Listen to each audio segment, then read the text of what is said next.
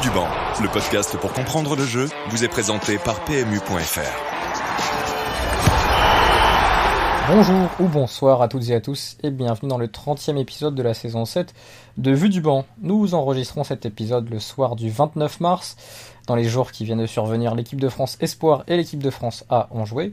Les deux équipes l'ont d'ailleurs emporté 2-0, mais on va surtout se concentrer sur l'Euro Espoir et commencer par l'équipe de France qui a battu donc la Russie. Je suis dans cet objectif accompagné des deux tauliers habituels. D'abord de Christophe Kuchli. Salut Christophe. Salut Raphaël, j'aime beaucoup, tu le fais régulièrement, le dans cet objectif oui. Pour annoncer les podcasts. Il y a vraiment un côté coach, donc j'espère remplir les objectifs fixés. Vous connaissez les primes de match, les primes de victoire, et puis évidemment Florent Tonuti. Salut Flo. Salut Raphaël. Qui s'est enquillé pas mal de matchs de l'Euro Espoir lors de ces derniers jours, match de la deuxième journée de l'Euro Espoir. Donc il va pouvoir nous aiguiller sur les joueurs et les équipes à suivre lors de ce tournoi. On rappelle qu'il reste une journée de la phase de poule et que les phases éliminatoires se disputeront dans quelques mois, un petit peu avant l'Euro des adultes. Pour préciser, l'Euro des grands, parce que maintenant on est tous sur des adultes.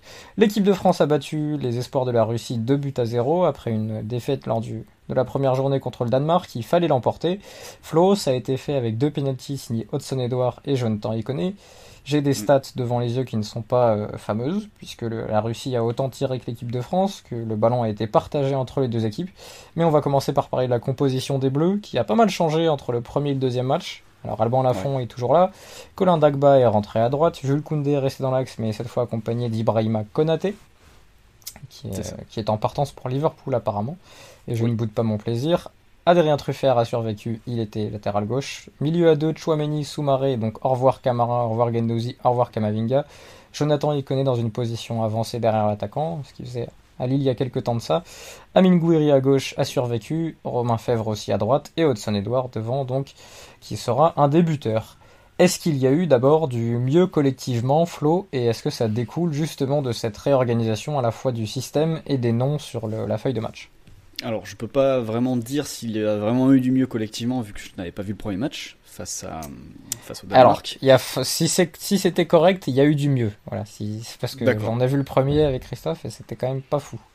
Bon, c'était correct, mais après c'était pas fou non plus, ne serait-ce que parce que quand tu reprends le déroulement du match, les Russes ont une énorme occasion à 0-0 et peuvent mener au score du coup grâce à cette grosse occasion, et où c'est Alban Lafont qui fait l'arrêt, et l'attaquant russe qui joue pas forcément très bien le coup. Qui curieusement lui tire dessus alors que le but est ouvert sur la droite de Lafont. Exactement. Sur une belle action en plus, menée dans le jeu. Après, bon voilà, il y a l'ouverture du score sur un penalty qu'Hudson-Edouard va chercher alors que on est sur une situation où il n'y a vraiment pas de danger. Et bon voilà, je crois que c'est le latéral russe qui malheureusement pour lui fait les 2 fautes qui vont donner les 2 pénaux. C'est ça, Maslov. Qui a vécu une sale soirée. Et puis après, bon, des Français qui contrôlent. Ce qui est bien avec cette composition d'équipe, c'est qu'elle est quand même beaucoup plus cohérente que lors du premier match, où au-delà du milieu à 3, Camara, Guendouzi, Kamavinga, où il y avait quand même beaucoup de redondance, je trouve, même si des mecs comme Camara et Kamavinga peuvent presque tout faire aujourd'hui au milieu de terrain, Kamavinga encore un peu plus. Mettre ces 3-là, franchement, je voyais pas forcément la finalité, l'idée. Et surtout, l'entrée de Dagba à droite offre aussi un certain équilibre. C'est toujours mieux que Fofana pour animer en couloir. Enfin, c'est plus cohérent. J'ai beaucoup aimé la première mi-temps, parce que je me suis arrêté à la mi-temps sur ce match, de Truffert. Très disponible, toujours prêt à aller de l'avant, et surtout plutôt intéressant techniquement dans les combinaisons avec Gouiri sur le côté gauche. Donc ça, c'était un point positif aussi. Après, bon, c'est un gars qui a gardé son poste d'un match à l'autre. Et oui, globalement, une équipe plus cohérente. Tchouaméni, Soumaré, les deux connaissent le poste dans leur club respectif. Dagba connaît le poste à droite. Enfin, les joueurs étaient beaucoup plus à leur place que lors du premier match, je trouve. Et du coup, c'était un peu plus facile de se trouver, même si ça n'a pas été non plus la grande folie sur le plan offensif. Qu'est-ce que tu retiens de cette rencontre, Christophe ? Plutôt l'ensemble collectif un peu plus cohérent, comme le disait Flo, que lors du premier match, ou c'est des performances individuelles qui finalement vont amener l'équipe de France lors de ce deuxième match à prolonger le suspense et à pourquoi pas se qualifier lors du troisième contre l'Islande dans les jours à venir ? Alors clairement, je vais pas faire une analyse ultra détaillée parce que je regardais en même temps que je bossais, donc forcément, j'ai pas étudié tous les circuits, etc. Mais la première chose qui m'intéresse, déjà, c'est le fait de passer à 4 offensifs plutôt que 3, parce que clairement, le 4-3-3, tu peux mettre... on va pas revenir sur ce qu'on disait dans le premier épisode, enfin dans le précédent, mais si tu mettais par exemple un Diop dans les 3, tu peux considérer que c'est un profil très offensif. Autant là, tel qu'il était construit, c'était quand même... façon de parler, mais un peu 3 numéro 8, 6-8 plutôt que 8-10, donc c'est sûr que là, d'avoir un double pivot et ensuite les deux ailiers, le numéro 10 et l'attaquant, bah pour moi, vu que de toute façon les trois, au-delà de l'aspect redondant, pas redondant, en fait, ça faisait, je sais pas sur le profil intrinsèque, mais en tout cas sur l'expression sur le terrain, sur le premier match, ça faisait quand même tous à peu près la même chose. Donc c'est sûr que là, au moins, t'as quand même une répartition des tâches bien définie. Et en plus, Tchouaméni et Soumaré sont vraiment des joueurs qui ont ce profil, qui peuvent faire le lien. Donc c'est-à-dire que le 4-2-3-1, ça peut être parfois un peu un risque d'avoir les 4 de derrière et les 2 milieux d'un côté, et puis les 3 offensifs plus l'attaquant de l'autre. Là, clairement, on a des joueurs qui sont capables de faire le lien, avec toujours autant de Tchouaméni. Je pense qu'on est un peu fixé sur le joueur que c'est actuellement. Je pense qu'il n'y a plus trop d'incertitude, en tout cas sur sa capacité à être bon. Il peut encore passer un niveau, mais je pense qu'il pourra même y avoir dans les années à venir des vrais débats. En tout cas, moi, c'est un débat qui m'intéresse, le débat entre Camara et Tchouaméni. Quel est le joueur qui va aller le plus haut, même si voilà, c'est pas tout à fait le même profil. Tchouaméni est un petit peu plus haut sur le terrain. Puis t'as déjà la question de où Camara va s'installer, parce que il comble toutes les lacunes marseillaises en étant au milieu, mais est-ce que vraiment pour lui... Bon, après, il y a énormément de concurrence au poste de central, et c'est vrai qu'il a un volume de jeu énorme, il a un profil un peu plus fin que d'autres, donc pourquoi pas jouer milieu, mais enfin, la question déjà se pose pour lui, au-delà de la comparaison et la concurrence avec d'autres milieux de terrain. Ouais, c'est vrai, mais Lyon, ça fait... Je vois pas mal de Marseillais et tout parler de pourquoi pas Camara en équipe de France. Je suis pas sûr que sur le niveau intrinsèque, Tchouaméni soit spécialement plus loin que Camara. Ça, c'est la première chose, mais disons sur Soumaré, on sait qu'il a le potentiel, le jeu vers l'avant. Maintenant, c'est une question de le répéter et vraiment de se fixer sur cette idée que ça doit être lui aussi, qu'il doit pas jouer de manière neutre, qu'il doit pouvoir faire rapidement sa passe vers l'avant, être box-to-box, mais pas que dans un sens, etc. Donc là-dessus, j'ai une mini incertitude sur Soumaré, moins sur Tchouaméni, où je pense que tu sais globalement ce que tu as d'un match à l'autre. Maintenant, c'est vrai que la Russie était moins passive. Toi qui aimes les plafonds et les paliers, est-ce que Soumaré est quand même pas un de ceux dont le plafond est le plus élevé, sachant que c'est lui qui décidera de son plafond, donc... Ah oui, non mais totalement. C'est vraiment l'un des plafonds les plus hauts, mais le plancher est assez bas, quoi. C'est ça qui est un peu embêtant. Alors que Tchouaméni, c'est difficile de savoir le plafond, mais en tout cas le plancher est quand même devenu extrêmement haut. Je pense, alors ça fait pas tout, hein, mais je pense que sa note score là sur l'année 2021 doit être la meilleure de Ligue 1, il me semble, et l'une des meilleures d'Europe. Donc c'est pour dire qu'aussi au niveau statistique, c'est un truc qui se retranscrit. Puis on a quelques infos sur comment il bosse, et le mec est cadré, quoi. Oui, il est très cadré. Je sais pas s'il y a beaucoup de joueurs, même dans le monde, qui sont, en tout cas à cet âge-là, plus cadrés que lui. On en parlera une fois, mais c'est vrai qu'il bosse bien. Non, mais en plus, juste pour conclure, mais les Russes étaient plus joueurs que le Danemark, donc en plus t'as pas le même type de match, quoi. C'est-à-dire casser le bloc adverse avec des projections des centraux, etc. T'avais moins besoin, puisque là les Russes n'hésitaient pas à venir te chercher, donc du coup tu pouvais assez facilement créer de l'espace juste sur une ou deux relances, première touche, etc. en sortant assez vite, alors que sur le premier match t'avais vraiment une idée de construction des actions. Est-ce que Ikoné a beaucoup apporté dans son rôle, Flo, parce que c'était la grosse différence, peut-être la différence majeure entre le premier et le deuxième match, parce qu'il y a eu changement de système, notamment pour mettre Ikoné dans ce positionnement central derrière Hudson-Edouard. Est-ce qu'on a vu le bon Ikoné, celui qu'on a beaucoup aimé à Lille, ou un Ikoné un peu plus neutre, parce que là il a un peu repoussé vers les ailes Fèvre et Gouiri, notamment Gouiri qui a joué encore moins à l'intérieur que lors du premier match. Ouais, après il a pas mal dézonné aussi. Quand tu vois sa hitmap, il penche bien à droite pour le coup. Donc j'imagine que il allait retrouver le poste qu'il occupait plus récemment, je crois, à Lille, Christophe. Côté droit que. Oui, sachant qu'en plus, même quand il était central, numéro 10 avec Pépé côté droit, vu qu'il est gaucher, il permutait beaucoup. Donc il a toujours eu cette tendance, mais c'est vrai qu'à Lille là, il joue ailier droit, quoi. Mais après, Raph, si tu veux, simplement en termes de stats, il termine avec un tir cadré, D'ailleurs, c'est ça, Panenka, je suis bête. Et 2 passes clés sur l'ensemble du match. Donc, c'est pas non plus, non plus la France a tiré. Fabuleuses. La France n'a tiré que 9 fois, hein, il faut le préciser. Donc, et la Russie 10, donc c'était pas un match à beaucoup de tirs. Non, mais après, comme je te disais tout à l'heure, dans le quatuor de devant, j'ai pas non plus trouvé de gars qui étaient particulièrement au-dessus. Je t'ai dit, quand j'ai parlé de Truffert, c'était le joueur qui m'avait vraiment tapé dans l'œil sur ce match-là, sur cette mi-temps. Sur le reste, ça tentait des choses, mais j'ai pas de joueur que j'ai trouvé particulièrement au-dessus ou particulièrement meilleur que d'habitude, quoi. En tout cas, Flo, Truffert ne sera jamais international belge, je pense. Oui, c'est vrai que là, vu sa performance et le fait d'enchaîner avec les espoirs, on peut imaginer que Deschamps se dise et si je l'appelais rien qu'une fois histoire de le bloquer. Après, il y a de la concurrence à gauche. Après, il y a beaucoup de concurrence à gauche. Quand tu vois que Ferland Mendy n'est pas dans le groupe. Par contre, tu comprends à l'inverse pourquoi Roberto Martinez se penche sur lui, parce que quand tu vois aujourd'hui qui joue côté gauche, côté belge, on est un petit peu dans un trou.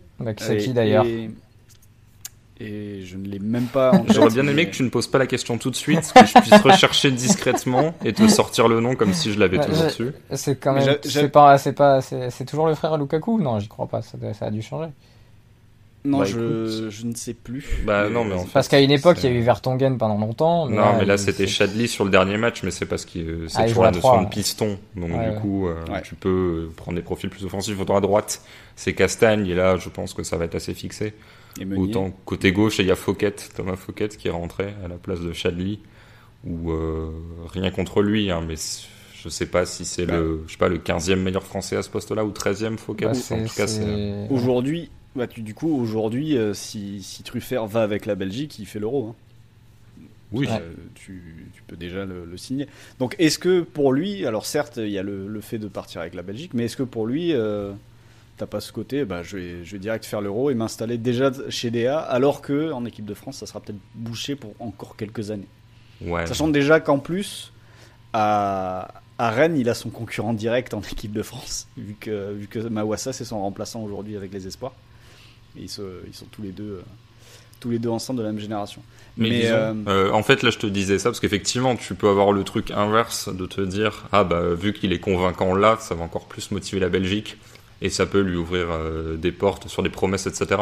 Mais je pense que justement, le truc le plus logique, vu qu'en plus il a aucune attache avec la Belgique, c'est de se dire que du coup tu l'as convaincu de rester français, même si je sais pas s'il y a eu un doute chez lui, parce qu'en fait il a la perspective de jouer cet Euro Espoir et de jouer les jeux derrière, en fait. Dans un rôle de titulaire, ça fait quand même deux beaux événements. C'est vrai. Voilà, pour Adrien Truffert. Est-ce qu'il y a un mot à dire sur Konaté ? Parce que justement, vu qu'il est annoncé à Liverpool et que... Est-ce que c'est pas le mot que tu utilises toujours pour Konaté, en fait? Après, balle au pied, c'est pas dégueulasse, Konaté. C'est pour ça que je vous demande aussi, parce que il y a eu un très bon article de The Athletic sur son style de jeu. Et il est dans le top en Europe parmi les centraux qui portent le plus le ballon. Alors, c'est aussi le style de jeu de Leipzig qui joue là-dedans, parce que je pense qu'Upamecano Mécano serait bien classé aussi. Mais balle au pied, il est plutôt pas mal. Après, de toute façon, les équipes Red Bull recrutent toujours un peu des centraux dans le même moule. Mais voilà, je sais pas, est-ce que sur ce match on a vu tout ça, ou est-ce que finalement ça a été dans les reproches qu'on avait fait un peu à ce qui finalement était suggéré à Koundé et les autres centraux que j'oublie lors du premier match, c'était Badiachil, d'apporter peu dans le jeu vers l'avant par rapport à leur contribution en club. Est-ce qu'on a remarqué une contribution offensive de Konaté, ou on l'a vu surtout plutôt de l'autre côté du terrain quand il fallait défendre? Mais en fait, quand je te dis solide, c'est que j'ai en tête une action où il fait une espèce de raffut sur je ne sais plus qui, un russe, mais qui s'en va assez loin sur l'action. Il fait quand même 1m94 et 95 kg, donc oui, en effet, il y a du répondant, disons. Oui, totalement. Mais si tu veux, là où c'est intéressant, c'est que cette action-là, elle n'est pas sur un duel aérien où il est en train de reculer, pour protéger son but. Il est en train de porter la balle et d'attaquer l'espace. D'ailleurs, espace qui était moins grand de mémoire sur cette action-là que sur certaines des actions avec Koundé et Badiachil sur le premier match. Donc c'est l'idée vraiment du raffut, du rugbyman qui, rugby, t'es obligé d'aller de l'avant avec le ballon si tu veux un moment progresser dans le camp adverse. Et là-dessus, il a ça. Et c'est vrai que pour Konaté, en fait, pour moi, ça va au-delà de ce match. l'idée, mais on n'aura jamais la réponse, ou en tout cas pas tout de suite, mais l'idée que certains émettent qui serait finalement meilleur, ou en tout cas au même niveau qu'Upamecano, et factuellement il a perdu du temps avec des blessures, il en a eu pas mal et il a été pas mal freiné, mais en gros tu as une vraie interrogation de savoir s'il n'est pas blessé, est-ce qu'il est au niveau d'Upamecano, est-ce qu'il n'est pas supérieur à Upamecano dans la régularité des performances, et surtout le fait de faire moins d'erreurs, parce que c'est un peu quand même le problème de l'ami Dayo, c'est que il joue vraiment de la bonne façon maintenant, et parfois il n'est pas toujours juste. Je pense que Konaté, oui, effectivement, il est dans le même moule.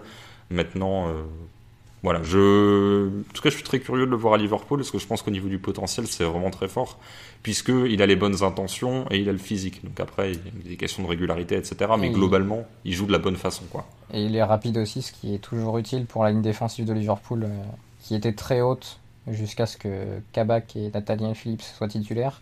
Elle est restée très haute pendant quelques semaines, et ça a été difficile. Ça va un peu mieux depuis quelques temps. Disons que quand tu as un central lent qui défend les ballons aériens en reculant sur les talons, c'est encore plus compliqué. Est-ce qu'il y a un mot à rajouter sur la performance française, Florent ? Ou est-ce qu'on passe à certains joueurs russes ? Vous m'avez notamment parlé, pour moi qui ai raté pas mal de matchs, de l'ami Zakarian. Non, on peut passer aux Russes, et je crois que Christophe est plus calé que moi sur cette équipe de Russes. Ouais, c'est et ça, notamment sur Zakarian, justement. Ouais, alors je vais pas non plus faire une demi-heure. Arsène Zakarian, qui joue où, Christophe ? Au Dynamo Moscou. Ouais, bien joué. Oui. Ça m'aurait embêté de me tromper, parce que j'ai écrit sur lui dans le banquet Coparena il y a 3 jours, donc où je me suis renseigné un petit peu sur lui. Alors à la fois parce qu'il a marqué un joli but en plus sur le premier match, le but du 3-0, une espèce de mini slalom ponctué d'une balle piquée. Alors vraiment piquée c'était pas très haut, quoi. Heureusement que le gardien se couche, parce que la balle décolle de 30 cm, mais elle passe juste au-dessus du gardien. Et intéressé parce que il joue numéro 10 dans le 4-2-3-1 russe, donc du coup il y a quand même pas mal de ballons qui passent par lui, et qu'il est né en 2003. Et il est de mai, donc du coup il n'a pas encore eu ses 18 ans, et il est en train de vraiment s'installer au Dynamo Moscou, puisque il avait joué 6 minutes et 12 minutes sur 2 matchs en novembre, donc un peu avant la pause. Et là, sur le mois de février-mars, il a joué 1 heure, puis 3 fois 90 minutes. Donc c'est-à-dire qu'il est vraiment en train de s'installer dans cette équipe. Je vais pas prétendre l'avoir vu jouer avec le Dynamo, ce n'est pas vrai. J'ai vu quelques bouts d'action, mais voilà. Mais si on regarde ses radars de performance, etc., les différents indicateurs statistiques qui existent, on les a vus avec Florent, ils sont vraiment impressionnants. Et sur le premier match, alors beaucoup moins sur ce match-là contre la France. D'ailleurs, je crois que c'est lui qui tire sur la fond sur l'action à 0-0, alors qu'il a le but. Enfin voilà, il peut tirer un peu partout sauf sur le gardien, mais vraiment joueur à surveiller, dont je ne vais pas dresser un portrait parce que je le connais pas suffisamment, mais il est déjà un élément intéressant de cette équipe russe, alors qu'il a entre 3 et 5 ans de moins qu'à peu près tout le monde. Donc je serais pas étonné que ce soit un joueur dont on reparle bientôt.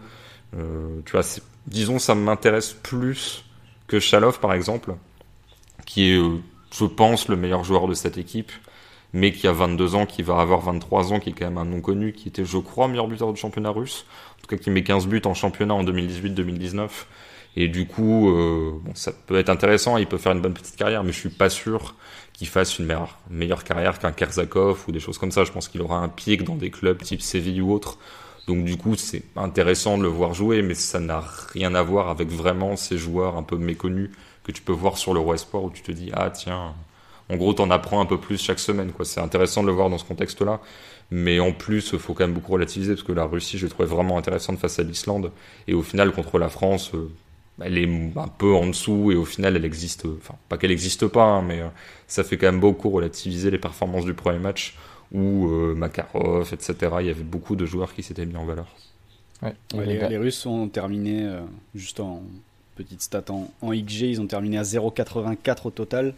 Sachant que l'action, et en effet c'était Zakarian, comme le disait Christophe, de la 4e minute, elle était à 0,36. Donc sur le reste du match, il n'y a pas eu grand-chose de créé au-delà de cette action.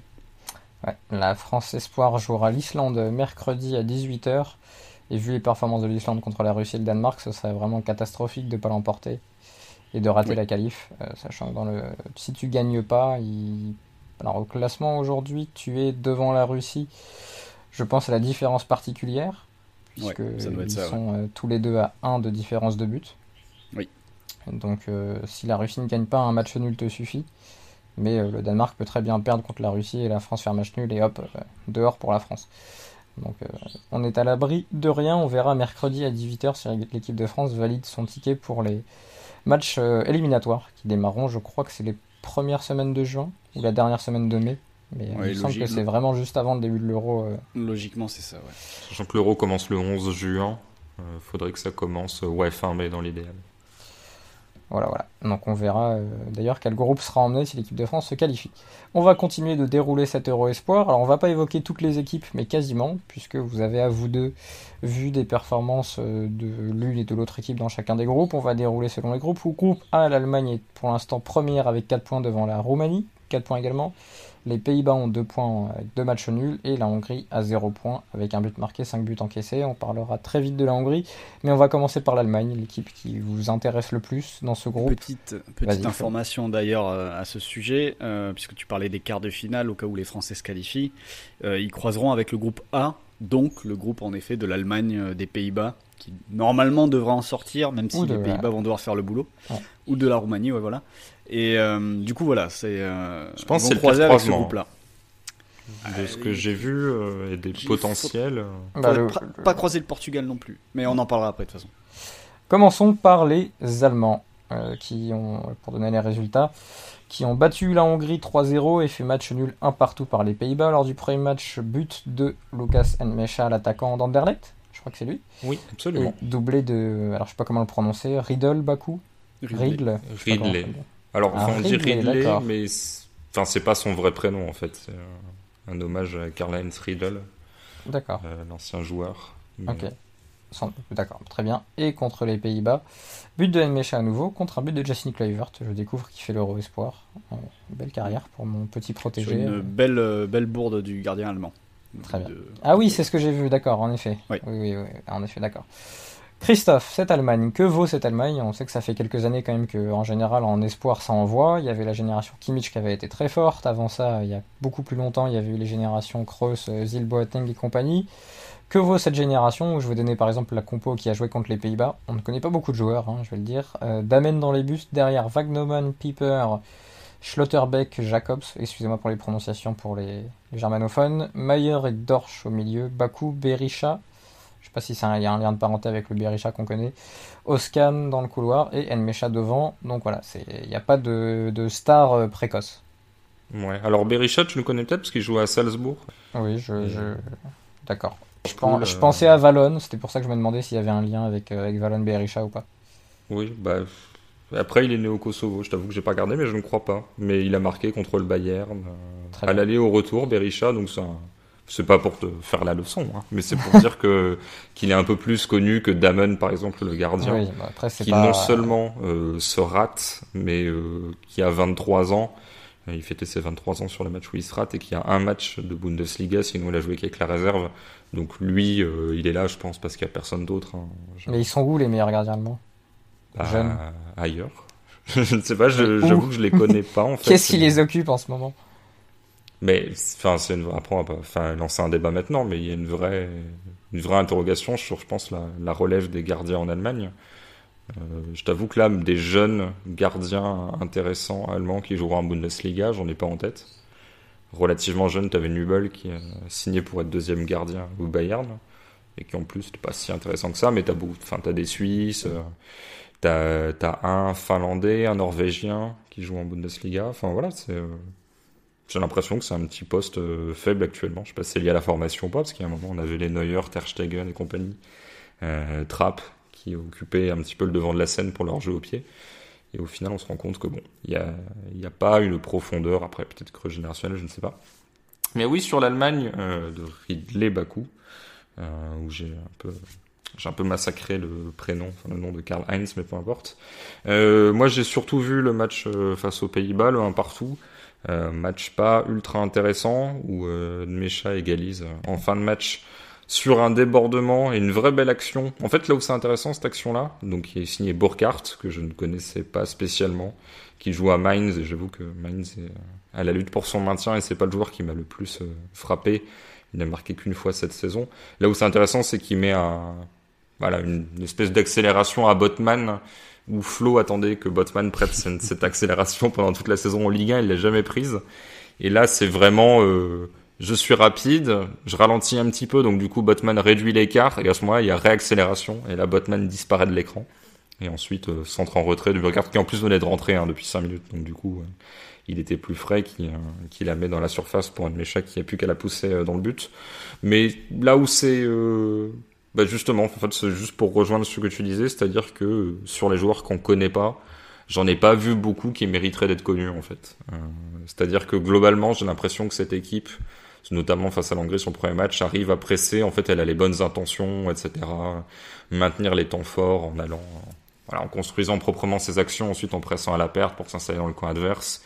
Il y a Bakou, qui lui est un joueur référencé, qui est parti a priori pour jouer la Ligue des Champions l'année prochaine avec Wolfsburg, et qui est un titulaire là-bas, donc du coup, lui, on le connaît, un joueur qui peut être latéral, piston, ailier, vraiment, qui est capable d'occuper tout le couloir, qui me fait une passe D et 2 buts sur le premier match, mais sinon, ça manque de folie, ça manque de talent individuel. Nmecha, je sais pas si on dit Nmecha, enfin voilà, est un bon joueur, assez complet, mais je suis pas sûr qu'il a un plafond énorme.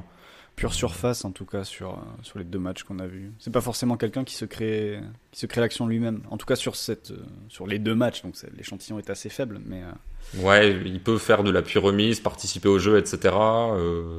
Peser un petit peu, mais il va pas prendre la balle fixée à aller dribbler, quoi. Et c'est un joueur qui a déjà 22 ans, là aussi, qui était un gros espoir quand il était à City, etc. Avec son frère, si je dis pas de bêtises. Mais bon, voilà, là, il met ses buts en Belgique, mais 22 ans, Belgique, Allemagne espoir.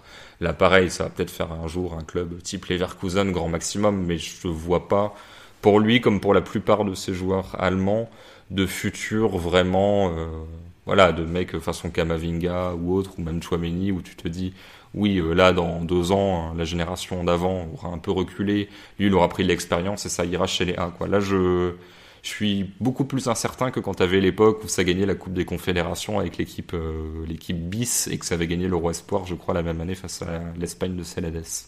Mais il faut préciser qu'en ce moment et depuis maintenant 2-3 ans, l'Allemagne est très critique de sa propre formation, en disant que oui, en effet, ils sont très forts sur le pressing, le contre-pressing, que les coachs, même en équipe de jeunes, sont très calés là-dessus, mais que le talent ne sort plus.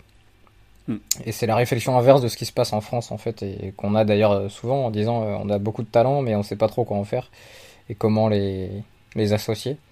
Et il y a peut-être c'est le grand enjeu de la formation, c'est peut-être de trouver ce juste milieu entre développement collectif et développement individuel. Et c'est vrai que l'Allemagne est à l'extrême inverse de la France, parce que quand tu compares les 2-11, ils sont pas du tout censés jouer dans la même compétition. Donc c'est... Mais ils sont quand même premiers de leur groupe. Et ça montre aussi que le collectif ramène des choses. Flo, est-ce que tu as un truc à dire sur les Allemands? On précise que sur le banc, certains joueurs sont entrés qu'on ne connaissait pas beaucoup, comme Christophe qui parlait de Burkhardt. Il y avait, alors, je sais pas comment on dit, Raum. Il y a Klimovic qui est rentré, qui est le fils de l'autre et qui a la double nationalité argentine. Fils de Diego, pour ceux qui se souviennent de lui. Et je crois qu'il a joué aussi avec alors peut-être pas les espoirs, mais je crois qu'il jouait en U19 en Argentine, avec l'équipe d'Argentine. Et il y avait aussi Anton Stach, qui est entré en cours de jeu. Non, mais à noter quand même que le plus connu, c'est Moukoko. Oui, qui n'est pas rentré. Qui n'est pas rentré, mais qui, lui, a priori, beaucoup plus jeune, mais lui a un vrai avenir avec Léa, si tout se passe bien. Qui doit être le joueur le plus jeune de la compète, j'imagine, puisqu'il est de novembre 2004. Oui, là, je vois pas qui. J'ai pas fait tous les effectifs, mais je pense pas qu'il est plus jeune. Flo, est-ce que tu as un truc à dire sur l'Allemagne, ou sinon on peut très bien partir sur les Pays-Bas, parce que c'était l'adversaire? Oui, mais j'ai rien à dire sur les Pays-Bas. Mis à part le fait qu'il y a quand même plus d'individualité, où tu te dis, ça va aller plus haut, ne serait-ce qu'en s'arrêtant sur Schurz et Koopmeiners. J'ai une question, c'est peut-être une colle à laquelle vous saurez répondre, ou pas. Mais Gravenberch est en A, ou... Non, il est rentré là sur le deuxième match. Non, je suis bête. Non, il est rentré en A, pardon. Oui, Non, il est chez les A. Ouais. Il a eu. J'ai vu aussi le match des A face à la Lettonie. Non, il rentre sur sa première sélection avec les A sur le dernier quart d'heure contre la Lettonie. Ok. Très bien. Flo, tu peux repartir sur ce que tu veux. Non, mais j'ai juste ça à dire parce que je les ai pas vus, mais il y a quand même plus de certitude sur des mecs qui vont aller en A bientôt. Coupe Miners, on en avait parlé Ah oui. dans un jeu du directeur sportif il y a quelques, je sais plus quelle édition, mais il faut remonter un petit peu. Il y a un an et demi, je pense. Ça devait être il y a 1 an, juste avant le confinement, j'imagine. Ouais, et il a en tout cas l'impression qu'il donne est encore intéressante et la même, on va dire. Mais après, bon, Schours, on en avait déjà parlé au moment d'évoquer l'Ajax cette saison. Après, je vais laisser Christophe parce qu'il les a plus vus, mais j'ai l'impression d'une équipe qui a beaucoup plus justement de potentiel pour enflammer un petit peu tout le monde, mais qu'ils n'arrivent vraiment pas à démarrer leur tournoi, quoi. Bah, je vais donner la compo et Christophe après pourra partir sur les noms qui l'ont marqué dans les buts. Ça va être terrible la prononciation là. C'est pour ça que je veux les donner, hein. C'est parce que c'est mon grand plaisir. Dans les buts, Sherpen, je sais pas comment faut dire. Tu précises, Christophe. Vas-y. Je pense qu'on dit Srerpen. Mais Ouais, c'est trop compliqué. Bakker à gauche, Botman dans l'axe avec Srurs. Ah, mais c'est moche en fait, c'est mieux de le dire à la française. Thésée ou Thèse à droite. Milieu à 4, Lang, Coupe Miners, Haroui et Gakpo. Rakpo. Non, arrête, abuse pas. Bah si. Ouais, mais c'est trop. Et devant, Justin Kluivert et Danny De Witt, de Voet, de Vert, je sais pas. Danny De Vito. Ouais, mais Est-ce qu'il ressemble à Danny De Vito? Je ne crois pas. Je pense pas que ce absolument physique soit compatible avec un joueur de football. Non, pas du tout. Est-ce qu'il y a sur qui faut-il s'arrêter au-delà évidemment de l'ami Toyn? Ouais, sachant que Ton, je regardais les deux matchs en bonne partie pour lui. Sur le premier, j'étais assez déçu parce qu'en fait, il a vraiment tout du joueur milieu reculé, vraiment, sauf qu'il s'est un petit peu raté sur certains trucs. Mais c'est-à-dire, sinon, il a la passe longue, la passe courte, il se met toujours face au jeu, volonté de casser les lignes, il sait rester. Bon, sachant qu'en plus, il est pas toujours milieu reculé. Sur le premier match, il est plutôt côté gauche avec De Witt dans l'axe, qui est en plus son partenaire de club, donc du coup, il s'entendait bien sur ce point-là. Il tire des coups de pied arrêtés, il est capitaine. Enfin, vraiment, tu sens que pour moi, c'était censé être l'une des stars de cette compétition, et pour l'instant, il survole pas son sujet, mais comme pas mal de Néerlandais, sur le premier match, ils sont pas bons. Le premier match, c'est pas. Enfin, moi, j'étais super déçu de leur performance, et sur le deuxième, ils font le match nul contre l'Allemagne. Globalement, ils ont la balle pendant, je crois, ils ont genre 65% de possession, mais j'ai trouvé qu'ils en ont pas fait grand chose d'intéressant. Alors, ils mènent sur cette cagade du gardien, et ensuite, l'Allemagne n'était pas spécialement dangereuse et égalise là sur l'action que j'ai décrite tout à l'heure de Botman, mais n'empêche que tu as eu 2 matchs nuls, sachant que le premier c'était un match nul face à la Roumanie, but de Srur sur une tête sur corner, et une égalisation de Chiobanu sur un coup franc un peu lointain. Mais 2 matchs nuls, et honnêtement, j'ai pas vu tant d'individualités qui sont sorties du lot. Il y en a sur le banc. Il faut préciser que Boadou n'est pas rentré là sur le deuxième match, il était sur le banc, que Ekelen Kemp n'est pas rentré non plus, et que Brian Brobé, lui, par contre, est entré. Donc il y a quand même des munitions sur le banc si tu veux mettre peut-être un peu plus de qualité individuelle. Petit truc rigolo sur justement la production offensive des Pays-Bas. Sur la dernière année, ils ont joué beaucoup de petits. Ils ont mis pas mal de volets. Ils ont mis 7-0 au Bélarus en terminant à 6,62 aux XG. Ils ont mis 5-0 à Gibraltar en terminant à 2,8 aux XG. Ils ont mis 7-0 à Chypre en terminant à 4,7 aux XG. 5-0 au Bélarus à nouveau à 4,8 aux XG. Malheureusement pour eux, depuis le début du tournoi. Contre la Roumanie, ils ont été bloqués à 0,7 pour un but marqué. Et là, contre l'Allemagne, ils terminent à 1,5. Mais il y a évidemment cette action donnée par le gardien où ça donne 0,85 de XG à Kluivert sur cette action-là. Et au-delà de ça, donc, ils produisent autant contre la Roumanie que contre l'Allemagne, en fait. Et les 0,85, tu peux mettre 0,98, parce qu'il a à 2 mètres du but vide. Donc c'est vraiment 85, les 15 autres, les 15 autres %, ils sont pas payés. Et sur les 2 matchs, pour compléter, ils ont une seule grosse occasion, au-delà évidemment de celle-là de Kluivert, et c'est De Witt qui l'obtient. Alors je sais pas comment, mais c'est contre l'Allemagne, 36e minute. J'ai l'impression que c'est sur un coup de pied arrêté. Il me semble que c'est sur un coup franc. Donc beaucoup de problèmes, pour rejoindre ce que disait Christophe, de créativité pour l'instant. Ouais, juste voilà pour dire que Noah Lang, alors j'ai pas lu les news, mais il y avait suspicion de rupture des croisés, donc c'est peut-être tombé, là j'avoue que j'ai pas regardé. Mais au moment de sa sortie, il est en larmes et ça annonçait vraiment un truc assez grave a priori dans la presse le soir même, donc ça c'est un petit peu embêtant. Pour lui, pour le foot, tout ça.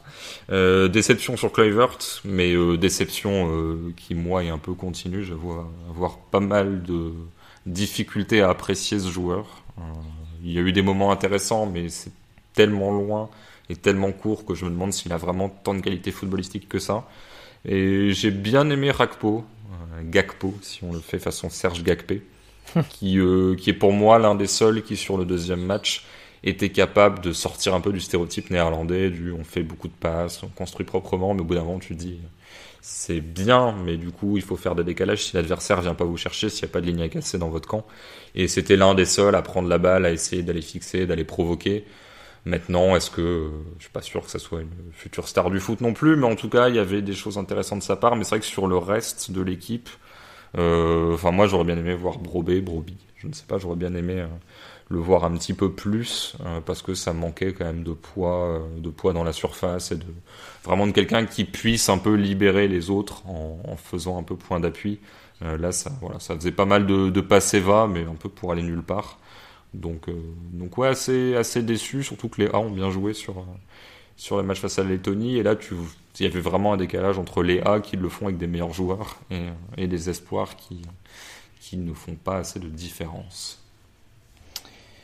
Passons à la Roumanie, qui est donc l'équipe un peu trouble-faite dans ce groupe. Roumanie avec 4 points. Christophe, c'est toi qui voulais parler un peu de cette équipe. Qu'est-ce que tu veux dire sur eux? Est-ce que les 4 points sont fidèles à ce qu'ils ont proposé depuis le début de la compétition? Est-ce qu'ils peuvent aller vraiment chipper la place des Pays-Bas? Je crois que d'ailleurs que... Ah non, le prochain match c'est Allemagne-Roumanie. Donc les Pays-Bas affronteront la Hongrie lors du dernier match. Est-ce que la Roumanie peut gratter un point? Pourquoi pas se qualifier?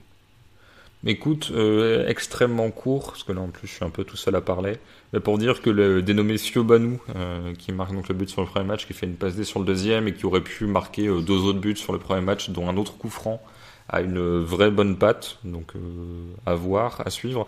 Mais c'est vrai que, en fait, je trouve ça assez intéressant. Alors je connais pas les Roumains à part le coach, puisque c'est Adrian Moutou. Mais j'avais plutôt bien aimé ce qu'avait fait la génération précédente, avec Puskás, etc. La génération Yanis Hadji. Oui, c'est ça. Et ces joueurs-là sont moins connus même que l'étaient les Hadji, etc. à l'époque où eux étaient en espoir.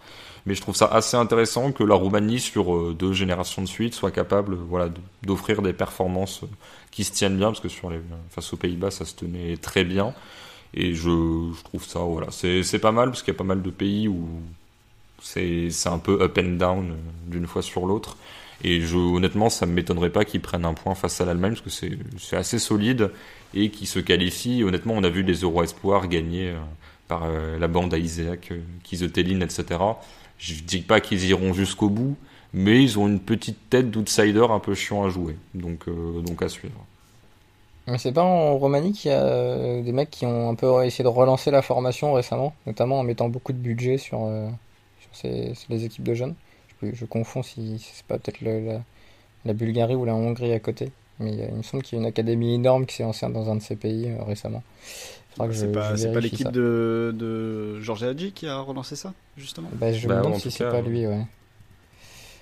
Je sais pas, là je donne une information qui est pas du tout précise, j'ai l'impression d'être le gouvernement français. Ça, oui, comment Hadji prépare une nouvelle génération de footballeurs.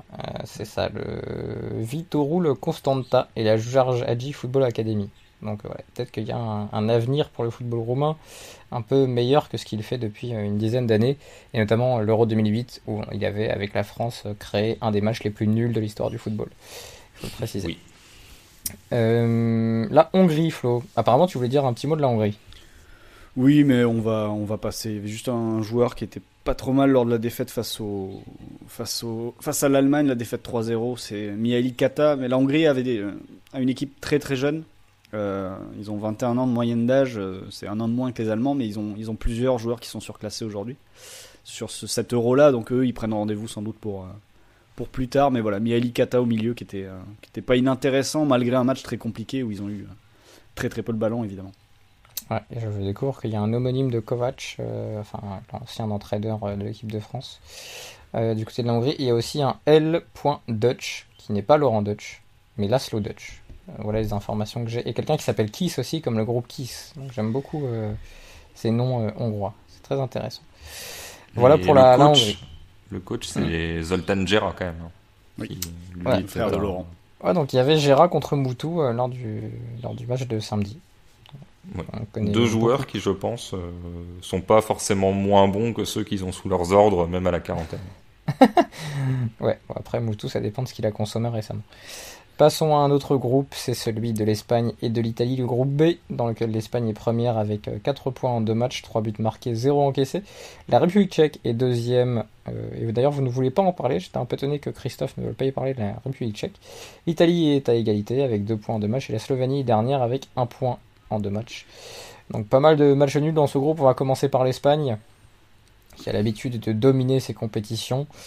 L'Espagne qui a fait 0-0 contre l'Italie dans un match marqué par 2 cartons rouges et qui avait battu la Slovénie 3-0. Florent, qu'est-ce qu'on garde de cette Espagne? Et je vais donner la compo du premier match pour un peu situer les noms. Alvaro Fernandez dans les buts, une défense à 4, Miranda, Cuenca, Guillamon, Avila.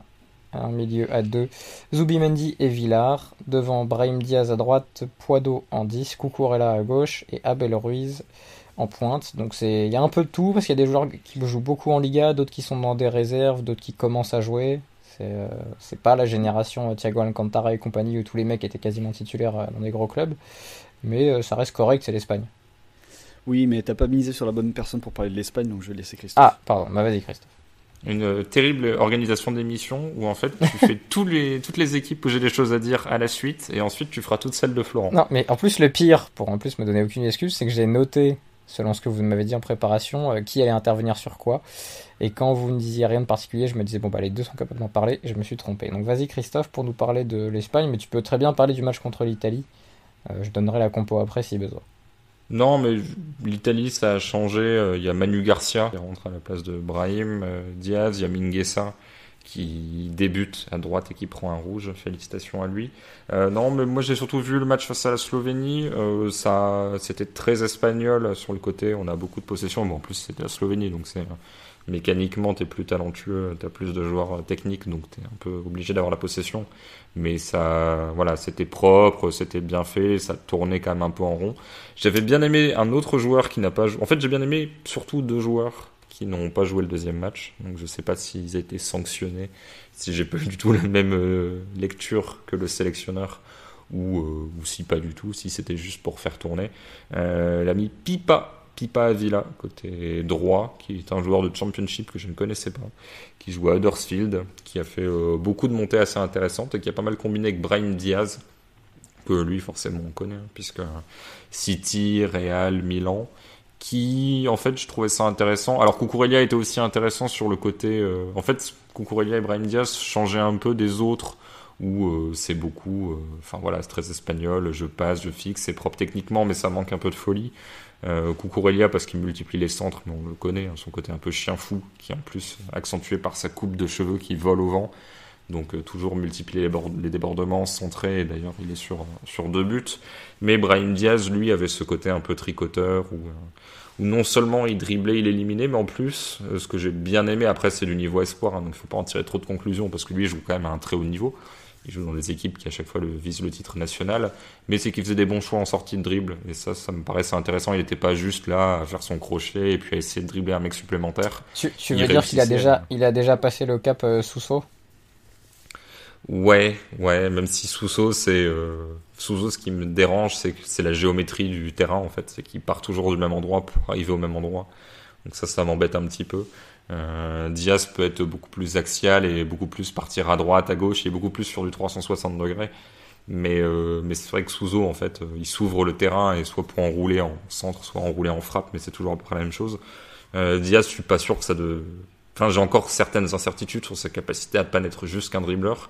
Mais sur ce match-là, j'ai vu des choses où il se crée l'espace pour ensuite en faire quelque chose et pas simplement pour aller au bout de sa propre action.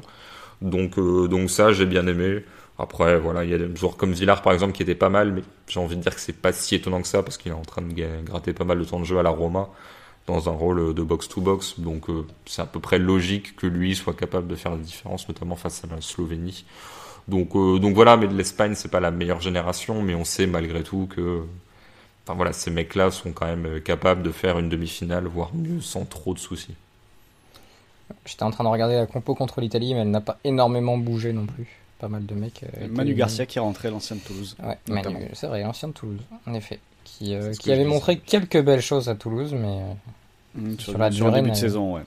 N'avait pas réussi à s'installer. Qui devait remplacer, j'imagine, Trejo à l'époque. C'était un peu possible, ouais, prêté par Man City.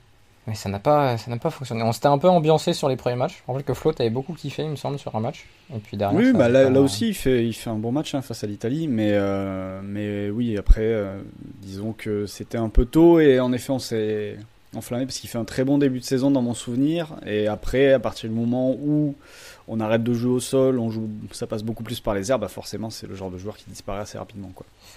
Qui aujourd'hui a... Pour faire plaisir à Christophe et vous lui prouver que je ne manque pas de respect envers les Néerlandais, à Gijon. Voilà, Sporting Gijon.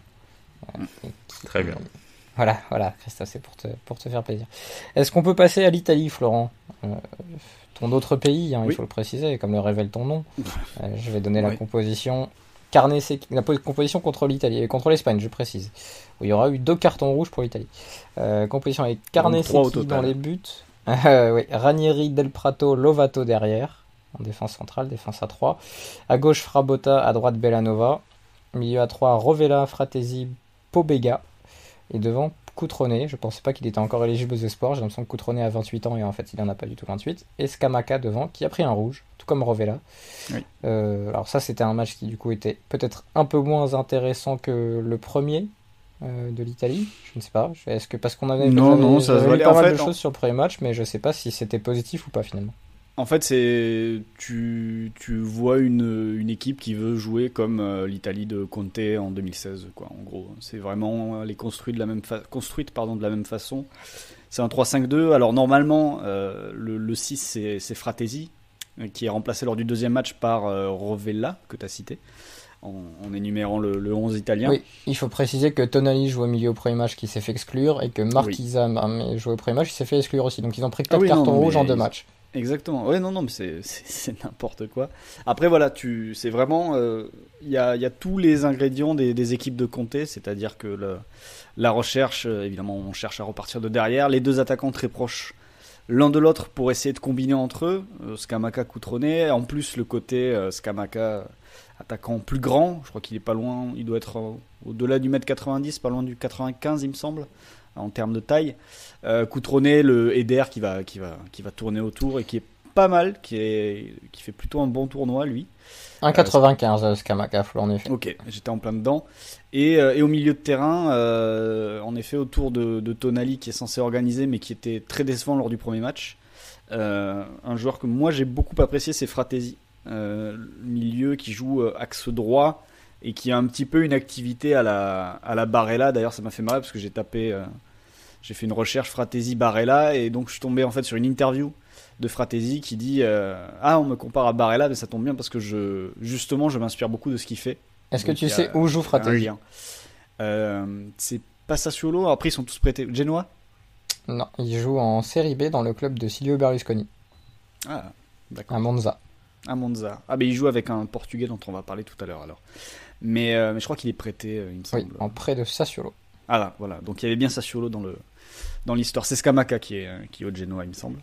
Mais bref, voilà, tu as affaire à une équipe de Conte, c'est-à-dire que face à la République tchèque, ça jouait pas trop mal.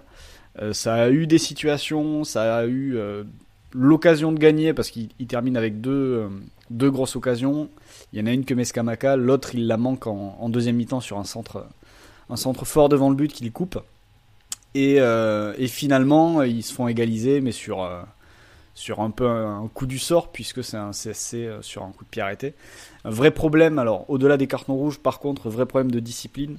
C'est une équipe où les défenseurs ont fait beaucoup de fautes. Pour donner une idée, malgré une possession assez largement à leur avantage, puisque je crois qu'ils sont à pas loin des 60%, c'est ça, 57% On de précise possession que du ballon. c'est contre la République tchèque, hein, toutes ces stats-là, avec le 1 partout et Skamaka qui marque à la 31e minute. Possession de 57%, Flo, 16 tirs à 8 pour l'Italie. C'est ça. Mais, et malgré comme cette tu- possession, ils terminent quand même avec 18 fautes, alors que les Tchèques avec moins de possession font moins de fautes. Ils ont pris 2 rouges contre. Enfin, ils ont pris du coup 3 jaunes. Enfin, 4 jaunes plus un rouge contre les Tchèques et contre l'Espagne, dans un match où tout le monde a pris des jaunes quasiment. Et Ouais. ils ont pris à nouveau beaucoup. Ils ont pris 4 cartons jaunes qui deviennent 2 rouges, plus 3 autres jaunes. Donc, ouais, c'est une équipe qui a du mal à se tenir.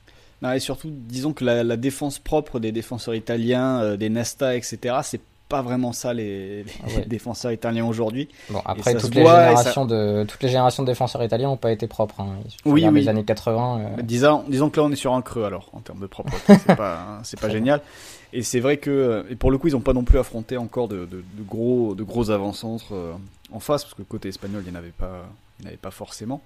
Mais ouais, une inquiétude quand même derrière, et de toute façon, comme toutes les équipes qui jouent un petit peu comme Conte, t'as vraiment pas cette garantie de sortir des poules. Hein. Il aime pas les poules de Coupe d'Europe en général. Bah là c'est un petit peu pareil.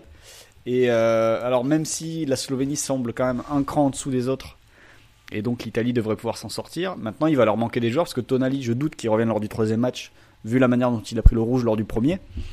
Skamaka, qui était très important dans le jeu et dans le duo avec Cutrone, ne sera pas là. Il va falloir un petit peu cravacher pour réussir à passer ce tour. Néanmoins, ça reste une équipe intéressante à voir, parce qu'on voit vraiment les principes. Enfin voilà, c'est, comme je te dis, c'est une petite équipe de Conte, donc il y a pas mal de choses à en tirer pour en tant que simple puriste et amateur du 3-5-2. L'Italie devrait quand même passer parce qu'ils affrontent la Slovénie et que l'Espagne joue contre la République tchèque. À noter que le meilleur défenseur central italien de cette génération est en A, puisque c'est Bastoni. Et ils n'ont pas vraiment du coup de leader sur cette ligne-là. Et que Tonali a pris 3 matchs. Oui. Très bien. Logique. Bah, C'est pas sûr. surprenant. Ça se trouve, ils le reprendront même pas pour les matchs éliminatoires. Il y a marqué qu'il sera peut-être en A à l'Euro s'il finit bien la saison, on verra. C'est Ouais, ce parti que fait Milan. La Slovénie, Christophe, de quoi vas-tu me parler sur la Slovénie? Je suis très curieux de savoir ce que tu vas nous dire. Ouais, Le bon, coach. non, vu le chrono, je pense que je vais pas dire grand-chose, simplement que cette équipe est très limitée et que son meilleur joueur, c'est Milenko Asimovic, qui est sur le banc. L'ancienne mais non, légende non, lilloise. Ouais. C'est comme la Hongrie, mais avec en plus, j'ai l'impression, alors j'ai pas vu tout avec un œil super attentif, je pense sincèrement qu'ils sont très contents d'être là, mais qu'il n'y a pas... Alors ils font match nul contre la République tchèque, hein, où ils sont pas loin de gagner, la République tchèque qui fait 2 matchs nuls, 2 buts marqués, 2 CSC adverses. Ils sont complètement dominés par les Tchèques, hein, 65% de possession et 14 tirs à 5 pour les Tchèques sur l'ensemble. Oui, oui, oui. Donc non, mais voilà, c'est l'équipe qui doit être contente d'avoir. Ah, ça se trouve, elle va se qualifier, puis elle va me démentir, hein. Mais ça fait partie de ces quelques équipes comme l'Islande qui sont assez faibles et qui du coup permettent aux adversaires de montrer ce qu'ils peuvent faire sur le plan offensif. Donc non, voilà, mais rien de très palpitant à raconter. Avec la contrefaçon de Nedved en pointe, Medved, qui joue en pointe Zan Medved. Donc c'est dommage. Apparemment, il y avait toujours Brekalo derrière, alors j'ai l'impression que cet homme est là depuis très longtemps. Bah, c'est pas celui auquel tu penses, je pense. D'accord, bah oui, je comprends mieux alors. Il y a un autre Brekalo. À Parce nouveau, que celui-là je vais joue à poser la Bravo, qui est un nom de club en Slovénie. Ah. À nouveau, je me demande s'il y a un lien familier de parenté avec l'autre Brekalo. dont j'ai oublié le prénom. Josip, le croate, je ne crois pas. Ah bah voilà, bah tu vois, beaucoup de noms dans des pays différents. Voilà pour ce groupe B. Et on va passer au dernier groupe qu'on n'a pas encore évoqué, le groupe où il y a le Portugal, la Suisse et l'Angleterre, un groupe compétitif où il y a peut-être la meilleure équipe du tournoi, Flo, le Portugal, qui en tout cas est convaincant, qui est une des rares équipes avec 2 victoires et Oui. qui est bien parti pour être la terreur de la phase éliminatoire. Ouais, Portugal qui m'a fait une très bonne impression face à l'Angleterre. J'ai revu ça en accéléré quelques minutes avant qu'on commence l'enregistrement. Et oui, alors sur ce match-là, ils jouaient en losange. Je vais prendre ton J'ai la travail compo, un j'ai petit la peu. compo, je peux te Tu la l'as donner. déjà, ouais. Allez, vas-y. Avec Diogo Costa dans les buts, une défense à 4, Thierry Correa, Diogo Queiroz, Diogo Leite, Diogo Dalot, je sais pas comment faut dire. Un milieu à 3, Vitinha, Florentino Luis et Jetson Fernandez.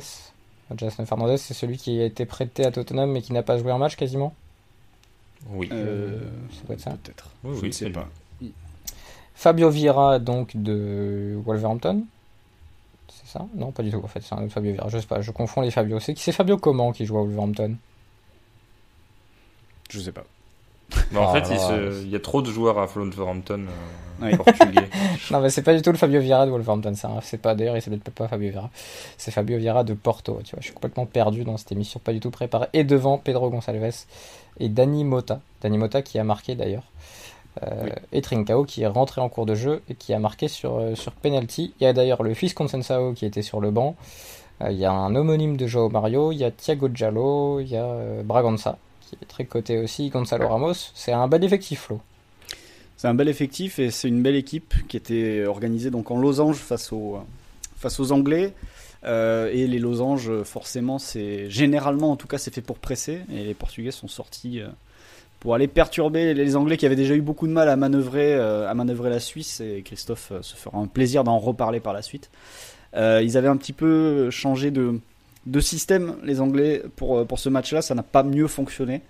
Ils ont vraiment pas réussi à créer grand chose et c'est vrai que le pressing portugais était intéressant et plutôt efficace, assez haut dans le camp adverse avec une première ligne qui travaillait beaucoup et des milieux aussi bien agressifs pour fermer voilà, un bloc qui se déplaçait de manière assez compacte et donc au-delà de ça, après avec le ballon il y a une vraie maîtrise technique. Quand on est bloqué, on n'hésite pas à revenir jusqu'à très bas pour relancer une nouvelle session de possession et attirer évidemment l'adversaire et l'amener et ouvrir d'autres espaces. Et à ce petit jeu-là, il y a un joueur moi qui m'a vraiment tapé dans l'œil sur ce match, c'est Vitinha, qui est donc qui joue relayeur droit dans cette équipe et qui joue à Wolverhampton cette saison, que je ne connaissais pas forcément, mais qui termine, tu vois, par exemple sur le match face à l'Angleterre, il termine avec plus de 100 ballons touchés, 84 passes effectuées à 94% de réussite. Donc on est vraiment sur un joueur qui s'est baladé et qui malgré ça, c'est pas forcément un joueur qui va toucher ses ballons forcément hors de la pression, dans du confort, dans des zones rabiotiennes, on va dire.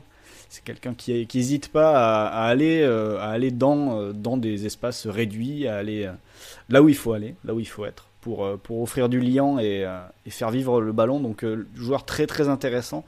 Et d'ailleurs, forcément, de toute façon, par rapport à son gabarit, par rapport à sa manière de se déplacer sur le terrain, vous penserez forcément à Xavi si vous le voyez jouer. Alors je ne sais pas s'il fera la même carrière que Xavi ou s'il fait partie de ces clones, de ces régènes de Xavi qu'on imagine réussir à atteindre le niveau du modèle que Christophe avait évoqué avec Elton et Elias dans un première fois. Mais pour le coup, Vitinha, ouais, il y a beaucoup de similitudes.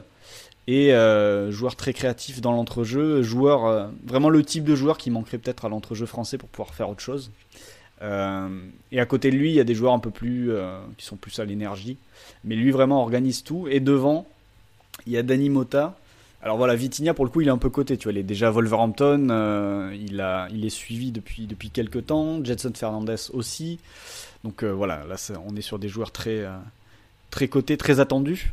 En revanche, Dani Mota, c'est quand même un parcours très atypique puisque c'est un gars qui aujourd'hui, tout à l'heure on parlait de Monza pour Fratesi, c'est un coéquipier de Fratesi du côté de Monza.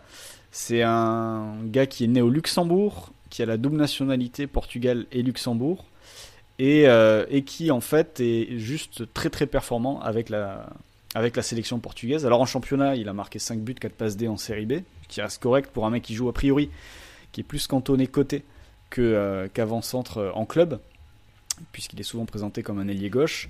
Et là, il jouait avant-centre dans le losange, mais légèrement excentré côté gauche, quoi, comme ils sont souvent dans ce système. Et très intéressant parce que quand les Portugais n'arrivaient pas à sortir court, c'était lui qui était sollicité sur du jeu long, et il était présent à la retombée. Il résistait aux défenseurs anglais qui sont quand même pas les moins rugueux, on va dire, sur ce genre de duel, de jeu direct. Donc il résistait bien, bonne protection de balle.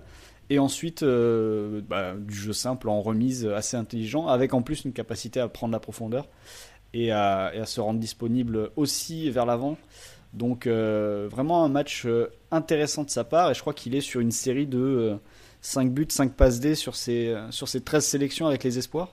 Donc c'est peut-être le contexte du losange de cette équipe-là qui lui permet de briller, et je ne serais pas surpris que ce soit quelqu'un qui passe de Monza à un club plus huppé grâce à ses performances justement avec les espoirs, et peut-être en partie cette performance face à l'Angleterre.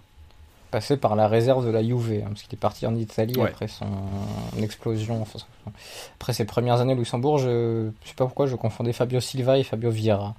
Et vous avez été gentil de ne pas me corriger et m'humilier dans ce podcast, mais Fabio Silva joue à Wolverhampton, Fabio Vieira c'est à Porto, et Vitinha donc c'est à Wolverhampton aussi, qui apparemment a signé avec une option d'achat autour de 20 millions d'euros. Vitinha. Donc voilà, vous savez tout sur l'arrivée de ce joueur du côté de Wolverhampton. Mais bon, je pense que Wolverhampton, on va découvrir un Portugais tous les 6 mois, parce qu'il y a noté. Il y a aussi Pedro Neto, dont je ne connais pas l'âge, mais j'imagine qu'il aurait pu être ouais, je crois qu'il a 20 ans ou 21. Ouais. Il doit être avec les A du coup en ce moment. Oui, il est avec les A. Il a joué voilà, avec donc grosse génération qui arrive du côté du Portugal, dans un pays qui a quand même très peu d'habitants comparé à d'autres sélections, notamment l'Angleterre qu'ils ont battu 2-0. On en profite pour parler de l'Angleterre. Christophe, à moins que tu veuilles dire un mot sur le Portugal, mais on peut enchaîner sur l'Angleterre. Notons juste que la génération portugaise, donc celle de Vitinha et autres, a fini finaliste du dernier Euro Espoir, pas Euro Espoir mais Euro U19, qui avait été joué justement en juillet 2019. Donc c'est un peu cette génération-là qui aujourd'hui se retrouve en Espoir, ou en tout cas une partie de celle-là. Et Vitinha en était. Et donc c'est l'Espagne qui avait gagné le tournoi en battant le Portugal en finale sur des buts. Un doublé de, est-ce que vous l'avez? 2 ans. Ferran Torres. Absolument, Ferran Torres, ouais. Okay. J'avais la France pas avait bien perdu l'énoncé, mais oui, Ferran Torres survolait la compétition. La France avait perdu en demi, et justement parmi les joueurs de l'équipe type de cette compétition, il n'y avait pas de Vitinha. Il y avait un autre Portugais, Fabio Vieira était dans l'équipe type. Ah. Est-ce que tu savais ce que tu voulais dire quand tu as commencé ta phrase? Oui, parce que je voyais l'équipe type en question, mais en effet c'est Ferran Torres qui avait un petit peu tout raflé en termes de récompense derrière. Absolument. Christophe, vas-y. Oui, non, sur le Portugal, un mot pour dire que Pedro Gonçalves, qui joue devant dans cette équipe portugaise, est meilleur buteur du championnat portugais avec 15 buts et aucun penalty, et que le deuxième buteur du championnat portugais est Seferovic avec 14 buts et aucun penalty. Et c'est très rare d'avoir 2 meilleurs buteurs qui ne les tirent pas et qui ont une certaine marge, parce que le troisième c'est Sergio Oliveira qui a 11 buts dont 6 penalty. Donc vraiment il y a 2 joueurs qui marquent beaucoup plus que les autres dans le jeu. Sergio Oliveira, l'ancien Nantais. Absolument. Il est toujours bon de le préciser. Oui. Alors, qu'est-ce qu'on peut dire sur l'Angleterre? J'ai pas vu le match face au Portugal, mais la disposition m'a étonné de voir cette défense à 4, alors même si visiblement Skip descendait pour faire la supériorité numérique à la relance et relancer à 3. Parce que sur le premier match, le système à 3 était quand même beaucoup plus fixé avec 3 centraux. Mais défaite 1-0 face à la Suisse, et défaite loin d'être imméritée face à une équipe de Suisse dont on connaît quelques joueurs. C'était aussi un peu l'occasion de faire du name dropping avec Lotomba qui jouait latéral droit, avec Ratsiopi dans les buts, et avec Dan Ndoye le buteur qui jouait au côté gauche, on va dire, même si il pouvait être un petit peu plus haut, et un but où en fait la balle prend elle finit bien en fait, c'est-à-dire elle est pas loin de la lucarne dans le coin, mais dans l'absolu il tire, il glisse, et en fait il tire du pied droit et ça tape son pied gauche, et du coup ça part, la balle vrille et va dans le but, mais on va dire que l'exécution technique est assez étonnante. Mais oui, sur le premier match, l'Allemagne est on va dire en 3-4-3, 3-4-2-1. L'Angleterre, tu veux dire, Christophe. L'Angleterre, pardon. Je suis fatigué, l'Angleterre, avec les 3 purs centraux, Davis et Skip en double pivot, les 2 pistons, Arons et McNeil, et devant Smith Rowe, Hudson-Odoi en soutien d'Nketiah. Et en fait, sur le papier, alors même si on peut toujours faire mieux, je pense, avec certains joueurs qui étaient sur le banc, typiquement Tu auras Curtis Jones à la place de Davis, ça aurait pu être intéressant.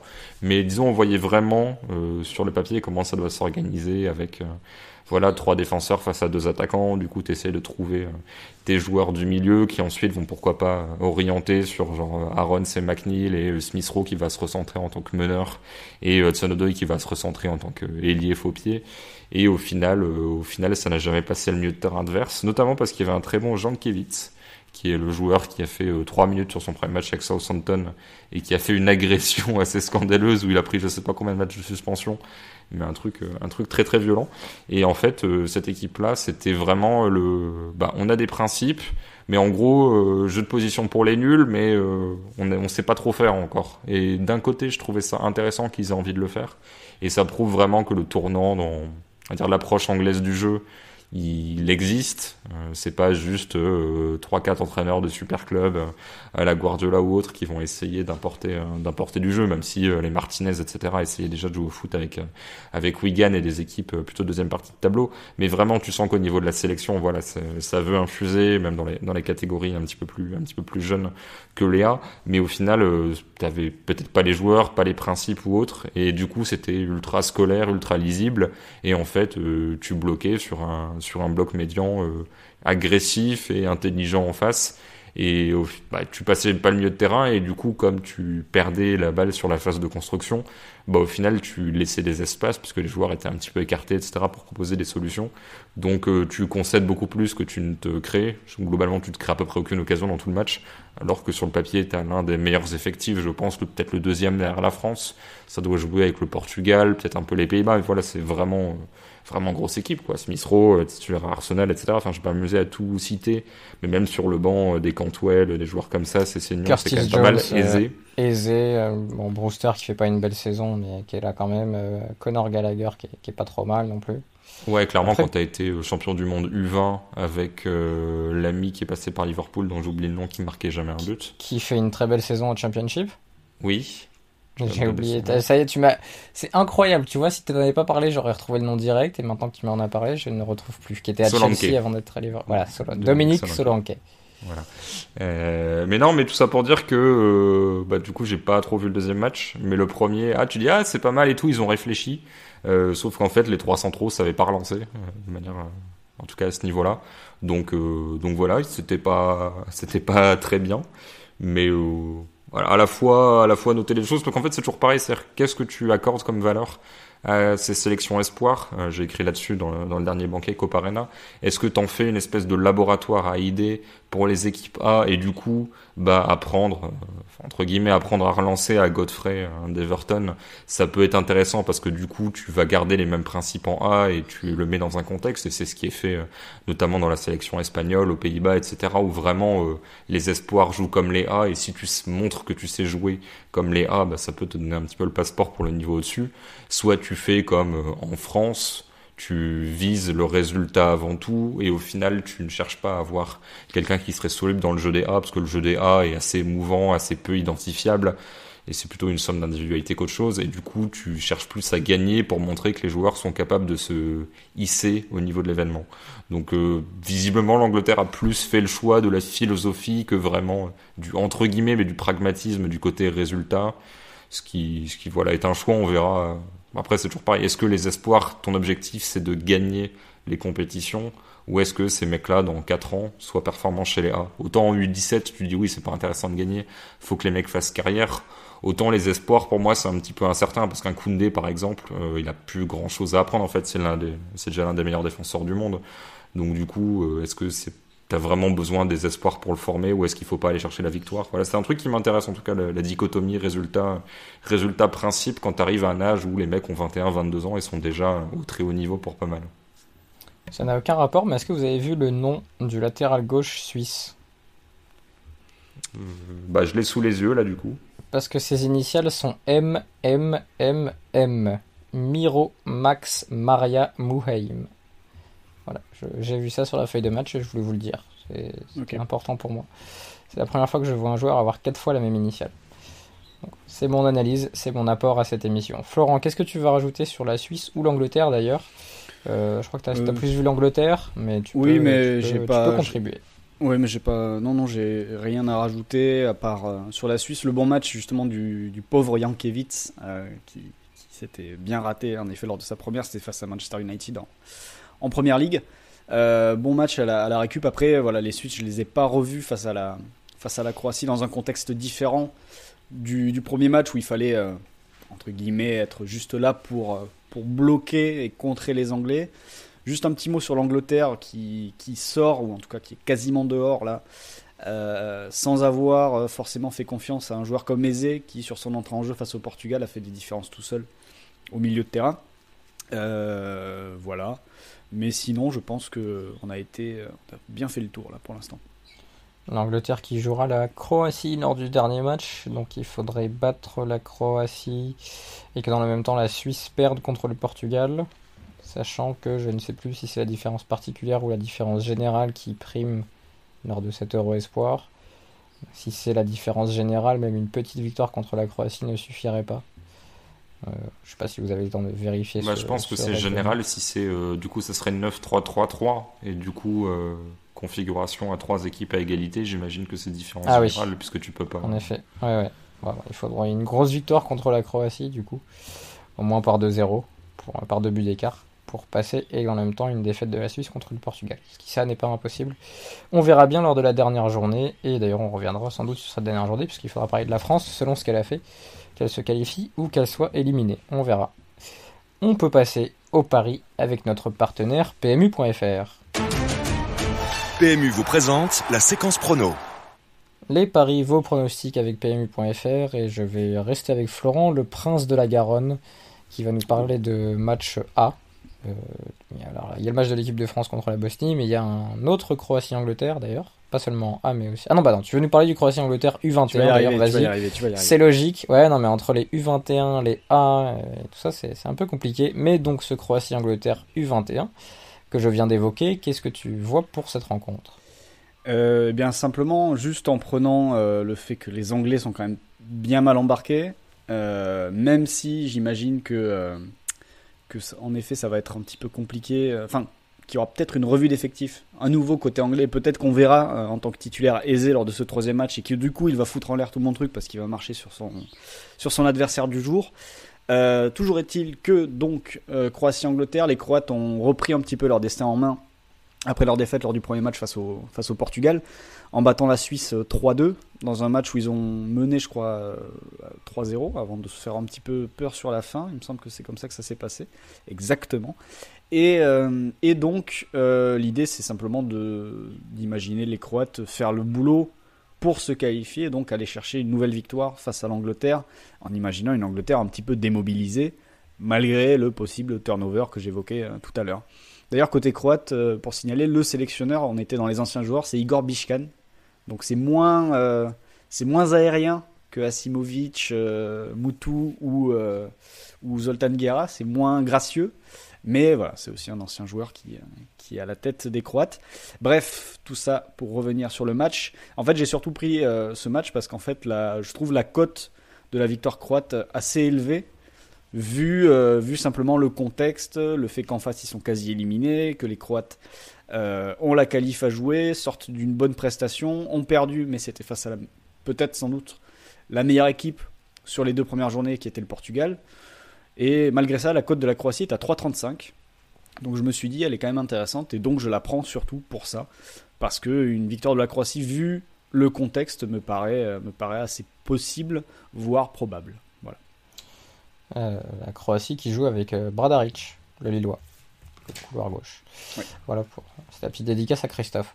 Ton autre pari, Florent, concerne l'équipe de France, et cette fois c'est l'équipe de France A qui se déplace en Bosnie. Oui, l'équipe de France A qui se déplace en Bosnie, donc mercredi soir évidemment, 20h45 ou 21h, je ne sais plus exactement pour l'horaire. C'est simple, je me dis que là sur les 2 derniers matchs, les Français ont quand même pas eu de réussite devant le but. Face à l'Ukraine, ils sont à 1,62 en expected goals. Les Ukrainiens sont à 0,12 et ça finit à 1 partout. Et face au Kazakhstan, ils sont à 2,77. Les Kazakhs sont à 0,02 et les Français terminent à 2,0. Sachant qu'en remontant un petit peu le temps, face à la Suède lors d'un 4-2 précédemment, les Français étaient à 1,73. Face au Portugal, pour une victoire 1-0, les Français étaient à 3,07. Et face à la Finlande, pour une défaite 2-0, ils étaient à 3,13. Donc ça, ce sont les 5 derniers matchs des Français et leur production offensive.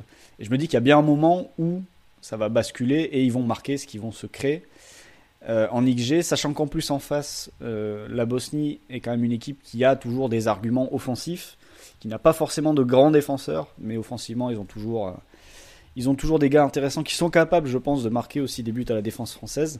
L'idée, c'est de partir sur un match à but, et donc de partir sur un plus de 3,5 buts marqués dans le match. Donc pour une victoire, je sais pas, une victoire 3-1 de l'équipe de France, ou quelque chose comme ça, par exemple.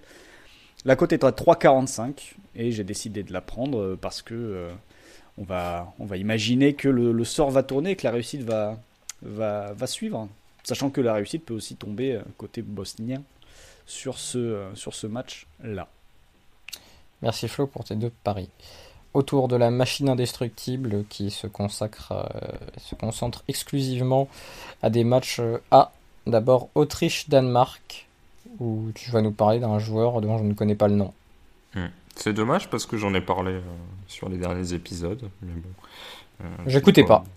Oui, je comprends. Je parlais de Sasa Kalajdzic. Alors le J est un peu chiant avec le D et le Z, donc Kalajdzic, j'imagine. Le joueur de 2 mètres, dont je parlais il y a peu, je ne sais plus quand, et qui a marqué un doublé face à l'Écosse. Est-ce que, Christophe, avant qu'on développe plus, est-ce qu'il fait vraiment le poids annoncé sur Wikipédia ? Est-ce que visuellement il fait 76 kilos ? À mon avis, c'est un peu remplumé, je pense qu'il doit faire peut-être 80, mais il fait pas 95, quoi. C'est pas Yann Collard. Oui, il est très fin. Il est fin, et donc il a marqué un doublé sur le match face à l'Écosse et un but face aux îles Féroé, ce qui lui fait 2 buts en 3 matchs.